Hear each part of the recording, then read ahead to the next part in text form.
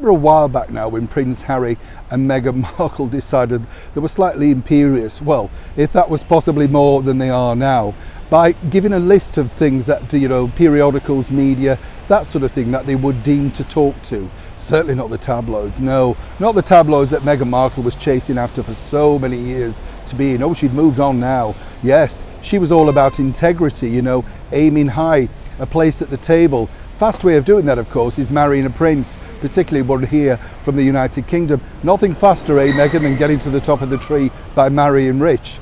But what's interesting is, as their popularity has really plummeted, they've had to find new ways of trying to get that popularity back. And as ever, let me explain. Hi, good morning, Neil Sean here in the very heart of London. Nice to see you today. And yeah, this is a big story, in fact. Also, I must point out that a lot of people have been sending me pictures of these people that apparently are paid people in the crowds on their recent tour. We're talking Harry and Meghan, of course. Yes, I've seen them and I've seen the regular faces. Nothing new there. It doesn't really, I can't say it's exclusive to Harry and Meghan though. I know a lot of pop stars and film stars that do that. They need faces in the crowd. And if they're willing to travel there for a cheap hotel and an airfare, then the PR people are more than happy to let them do it. But back as ever to this particular story. What's fascinating about this is, as I say, Harry and Meghan seem to have a terrible relationship with the media, so much so that they decided they didn't want to talk to most of the media. You get the picture. So now what really happened was they've decided, well, we do need the media, but we can't really say we need them. You see what I mean? Very strange people. What they did on their recent excursion to Manchester, they let all the Royal Rota know what they were doing. Now, the Royal Rota is a pack of press that comments, writes and films the British monarchy.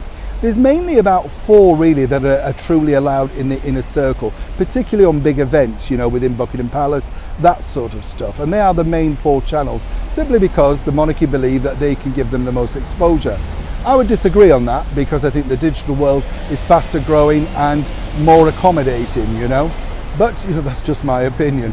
What's interesting here, though, that Meghan's team, and as ever, we have to say allegedly, put out a call to really anyone from the Royal Rota that wished to cover this exciting return back from Prince Harry and Meghan Markle to do their speeches.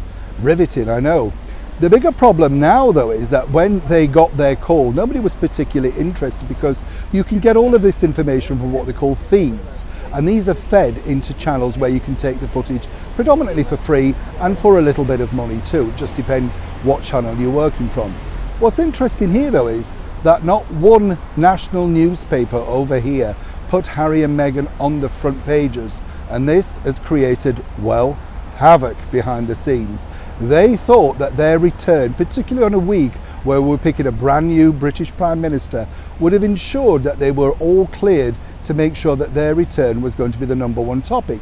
Now, a lot of people are saying, well, they are popular, Yes, they are. There's no denying. It's a bit like a sort of soap opera, isn't it? People can't stop watching. And the bottom line is, particularly for newspapers, they're not carrying that as the lead story because they know the readers have moved on. We've got bigger problems, cost of living crisis and all sorts of stuff, energy problems, you name it. We've all got it around the world.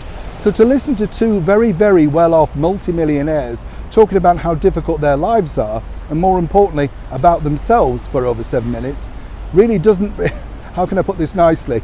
Well, who's really going to give you a front page for that? Good works, of course, like the Queen, Prince William, Prince Charles do, they do deserve the front pages and regularly do get them. A lesson, Meghan Markle and Prince Harry, to be learned. You cut the media off at your peril.